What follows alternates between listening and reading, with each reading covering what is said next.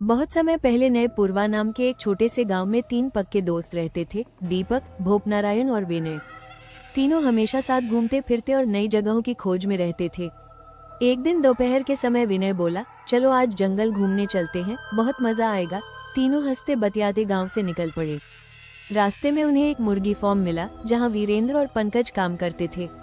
विनय ने जोर से आवाज लगाई, अरे भाई वीरेंद्र, जंगल घूमने चलोगे क्या? वीरेंद्र थोड़ा घबराया हुआ बोला, नहीं भाई, आज बहुत काम है, तुम लोग जाओ। पंकज भी चुपचाप खड़ा रहा।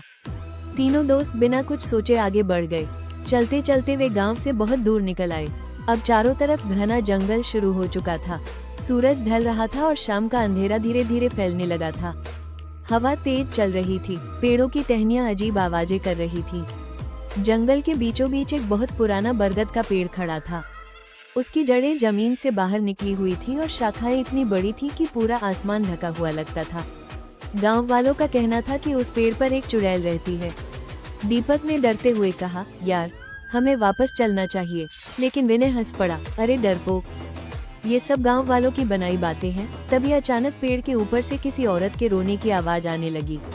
तीनों दोस्त डरकर इधर उधर देखने लगे। हवा और तेज हो गई। बरगद की शाखाएं अपने आप हिलने लगी। तभी सफेद कपड़ों में एक लंबे बालों वाली औरत पेड़ से उल्टी लटकती दिखाई दी। भोपनारायण जोर से चिल्लाया, भागो।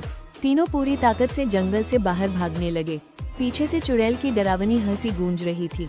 भागते भागते दीपक गिर पड़ा। तभी किसी ने उसका हाथ पकड़ा। उसने डरते हुए पीछे देखा, वो वीरेंद्र था।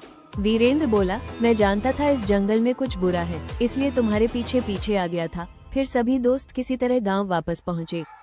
उस दिन के बाद उन्होंने कभी रात में जंगल जाने की गलती नहीं की और आज